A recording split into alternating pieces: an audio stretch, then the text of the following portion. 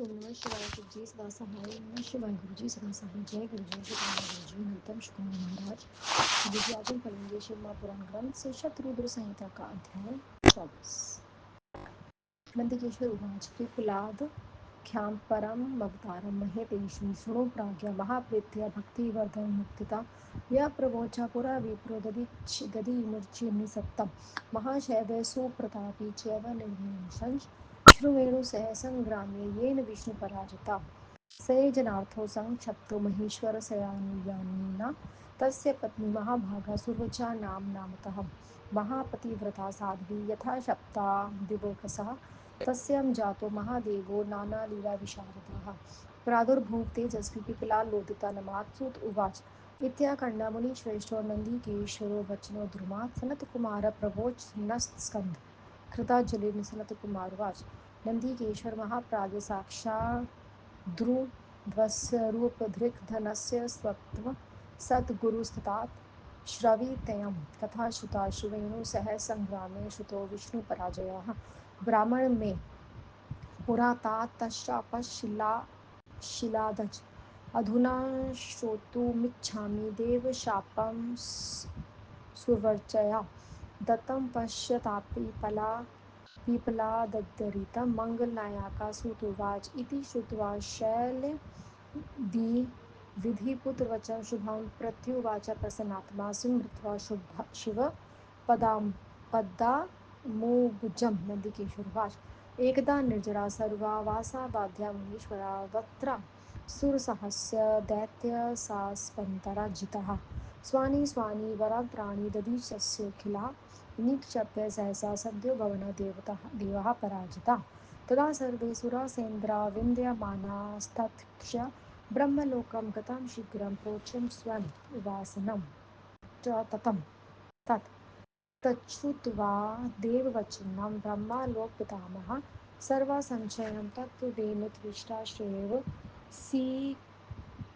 चिकीर्षितं भवदगादो जनितस्त्वं वृष्टाया तपसा सुरावृतो नाम महातेजा सर्वदैत्याद्भूपो महान् अथ प्रयत्नः क्रियन्तापा भवेदस्य वधो यथा तत्रोपाख्यां शृणु प्राज्ञां धर्महेतोवर्तनमिति महामुनिर्दधीच्या च स तपसि जितेन्द्रिया लेभे शिवं समाराध्य वज्रास्थितवरं पुरा तस्य यथीत्वेव याचध्वं स दस्यति च न संशयः निर्माया तद्वज्रं विजृजानि न संशयात् नन्दिकेश्वर उवाच तु छत्वा ब्रह्मवचनं शुक्रो गुरुसंवितम् अगच्छत्स्मरां सद्यो दधीचस्य श्रमुतं दृष्ट्वा तत्र मुनिशुक्रा सुरवाचिर्मदरात् ननाम सर्निर्जलं स गुरः स्मरातं तद्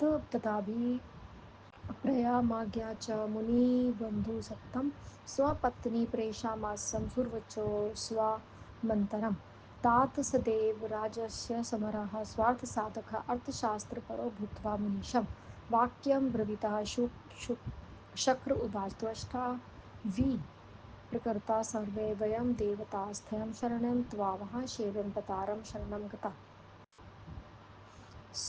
स्वास्थिनां देहि न विप्रो महावज्रयानि अनथ्या ते स्वपविकृत्वा हनिष्यामि सुरद्रोहम् इति सक्तेन च मुनिः परोपकारेण दत्त्वा शिवः स्वनाथं हि विवर्ज्य कलेवरं ब्रह्मलोकं गता सत्यं स मुनिर्ध्रुवान् बन्धनं पुष्पवृष्टिभूतवा सर्वविस्मयमागता अथ गामः सुरभिशक्र आयुयाशु हलयात् अस्त्रनिर्मितं दृष्टा निर्दिशं तदास्ति विश्वकर्मा तदा जपशूलशङ्कराणि कृस्ता तदस्ति शुभमज्ज सुदृढे शिरवचसा तस्य वंशो द्विजं शरो ब्रह्म हि स्तता अन्या स्थितिबहुर्न सप्रयाणसुस्ता निर्ममे तमीन्द्रो वज्रमुद्राया वर्जितं शिववर्चसा भयादुकृत्य मुने इद्रुद्र इवातकं तात शक्रासुरतस्तेन वज्रेण सह उच्चकृते शिवो वास्ता गिरिनिवोजासा तात समुद्वासवात् बभूव त्रिकदो कमास तृष्टुर्निर्जना शक्रं पेतु कुसुमवृक्ष इति ते कथितात् प्रसङ्गाचरितचरितद्विगुणं पिप्लादवातारं मे शृणु शम्भो महादरासुरवचात् स मुने पत्नी दधीचस्य महात्मन् ययो श्रवमाश्रमा भयस्तज्जप्त्या पतिव्रता अगत्य तत्र सा दृष्टा न पत्नी स्वं तपस्विनी गृहकार्य च सा कृत्वाखिलं पत्तिनिर्देशत अजगाम पुनस्तत्पश्यन्ति ब्रह्मशोभनं देवं तात्मनिष्ठं सुरवचा विधिस्तमाप्तवत् जित्वा च तत्सर्वमिदं सुवर्णाकृत्यं तदानीं चुपोक् साध्वी ददौ तथा शापमिता वृष्टा तेषां नाम सुरवचा ऋषिवार्या भर्या सुर्ववाच अहो सुरा दुष्टशास्त्रं सर्वं स स्वकार्या दक्षा हरबन्धुलुब्धा तस्मात् सर्वे पाशो बन्धुवते सेनेन्द्रामेहुर्वृतीत्वा एवं शापं ददौ तेषां सुराणां च स तपस्विनी शक्रक्रमाणो च सर्वेषा सुरवाचा मुनि कामिनी अन्नन् गन्तु पते लोकामर्चतस्था पतिव्रता चिंतोचक्रे समेदोऽपि सुपवित्रमेन स स्वामी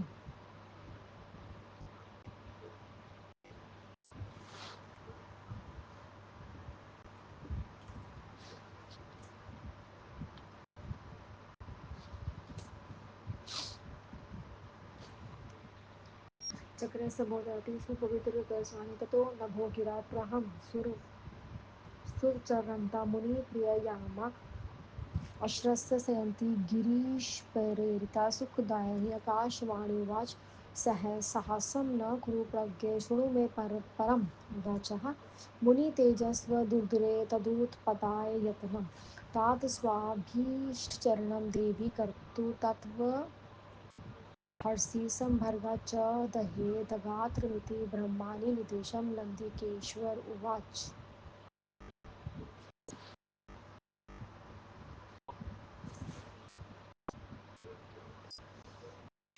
इति युक्ता च नभो वर्णिविरामं मुनीश्वरा त्वं श्रुत्वा सा मुनो पत्नी विस्मिता तत्भक्षणं च स सुरवचा सा महासाध्वीपति लोकम्पतिष्यति उपविशति शामना भूरसोदरं वृदरं ह निर्गतो जठरा तस्य गर्भो मुनिवरस्य सह महादिव्या तदुन्दिक्तो भस्य दिशोदश साक्षाद्दुर्वातवास्त्रो रसोदधीच्च वरते तजा प्रादुर्भातः स्वयं तात स्वलीलाकारणीक्षं तन्दृष्टा स्वस्तुतिधनस्वरूपां मुनिकामिनी सुरवचा जज्ञा मनसा साक्षात् ध्रुवतावकरं प्रहष्टभूमि महासाध्वी प्रणमेषु नुनुवास स्पृहादि स्थापयामासं तत्स्वरूपं ईश्वरा सुरवचा तयं च सप्रहस्य विमनिक्षः जनने प्रह स्वकृत्या प्रतिलोकं विस्पति सर्ववच हेतात् परमेशां चिरं तिष्ठाय सधीदतो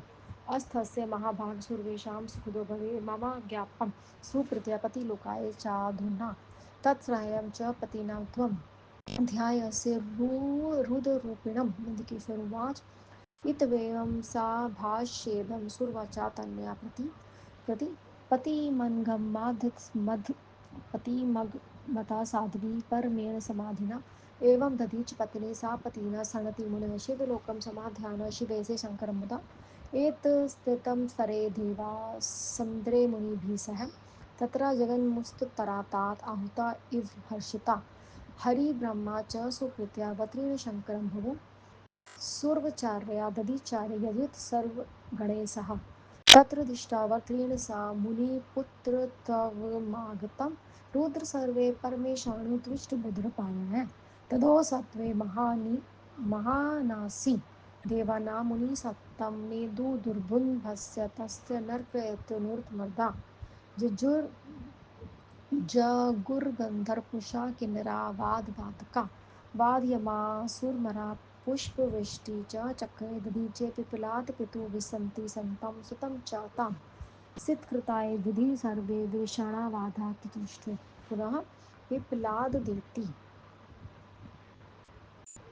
पिप्लाददेति तक्रां चक्रे ब्रह्मा प्रसादी प्रसन्नो भव देवेश इत्युच्य हरिणां सुरे इति युक्ता तं ज्ञानी ब्रह्मा विष्णुसुरास्तथा स्वयं स्वयं धाम ययु सर्वे वृद्धाया च महोत्सवम् अथ रुद्राभिप्लादो अथ मूत्रे महाप्राततां सुचरित्रं कालं लोकानां हितकामयाम् इत्थं सुतपतस्य पिप्लादस्य सन्मुखे महाकालो व्यथिपाय लोकचार्यानुसारिणम् ओम नमः शिवाय। ओम नमः शिवाय। अनंत किशोर जी ने कहा, हे प्राण, मैं भक्ति वर्धक विप्लाद नामक शिव जी की तरह अवतार का वर्णन करता हूँ, उसे तुम प्रेम से सुनो। जैसे पहले ब्राह्मण ने महाशय प्रतापी भृगुवंश में उत्पन्न मुनि च्यवन के पुत्र दधीचि से कहा था, श्रुव ऋषि के साथ युद्ध में जिसने विष्णु को हराया था और शैय की सहायता से विष्णु ने श्राप दे दिया था। दधीचि की पत्नी सुरचा महापतिव्रता थी। वह साध्वी उस साध्वी ने देवताओं को श्राप दिया था। उसी के लिए से अनेक लीला करने में चतुर तेजस्वी महादेव पिपलाद नाम से प्रकट हुए। सूजी ने कहा, इस प्रकार नंदिकेश्वर ने के आश्चर्यजनक वचन को सुनकर मुनिवर संत कुमार जी ने विक्रम विनम्र होकर हाथ जोड़कर कहा। सनत कुमार जी ने कहा, महाप्रज्ञ नंदीश्वर साक्षात रुद्र स्वरूप तात आप सदगुरु धन्य हैं। आपने आश्चर्यजनक कथा ये कथा सुनाई है। सुना था कि शूर के साथ युद्ध में विष्णु पराजित हो गए थे। वह हे शिलाद के पुत्र ब्रह्मा जी ने उनसे पहले अपने श्राप की ही बात कही थी।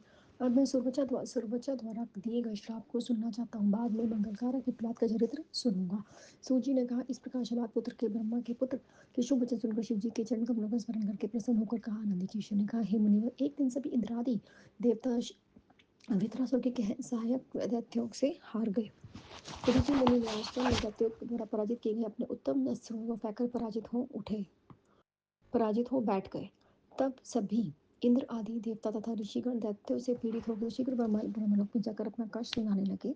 देवताओं की कथा विश्वकर्मा की उन बातों को सुनकर ब्रह्मा जी ने कहा, हे देवताओं, ये सभी देवताओं का स्वामी वह वित्रासुर महातेजस्वी है। आप लोगों को मारने के लिए विश्वकर्मा ने इसे तपस्या कर प्राप्त किया है। हे बुद्धिमान, आप जिस प्रकार उनका वध हो सके ऐसा उपाय करो। धर्म रक्षा के लिए मैं उस उपाय को कहना चाहता हूँ, तुम सुनो। जो वामन दधीचि है, तपस्वी तथा जितेंद्रिय है। पहले उन्होंने तपस्या द्वारा शिव जी के वज्र के समान कठोर हड्डियों का वर पाया है। तुम जाकर उनसे उनकी हड्डियां मांगो, वे अवश्य देंगे। उन्हें दंड ब्रज बनाकर वित्रासुर को मार डालो। नंदिकेश्वर ने कहा, ब्रह्मा जी के इस वचन को सुनकर देवराज इंद्र प्रस्थिति तथा देवताओं के साथ महर्षि दधीचि के आश्रम में गए। इंद्र ने दधीचि को सुरभुजा के साथ आश्रम में देकर बृहस्पति तथा देवताओं को साथ देकर उन्हें हाथों से प्रणाम किया। उस विद्वान मुनि ने उनका अभिप्राय जानकर अपनी सुरभुजा को आश्रम के भीतर भेज दिया। तब स्वार्थ घोषित करने वाले इंद्र ने बृहस्पति के साथ अपने मतलब की बात मुनिवर से कही। इंद्र ने कहा, मित्रासुर के व्यवहार से हम सब देवता तथा ऋषिगण दुखी होकर महाशैव एवं देवता आदि आपकी शरण में आए हैं। हे विप्र, आप हमें वज्रमय अपनी हड्डियां दीजिए। उनका वज्र बनाकर हम उस देवद्रोही का वध करेंगे।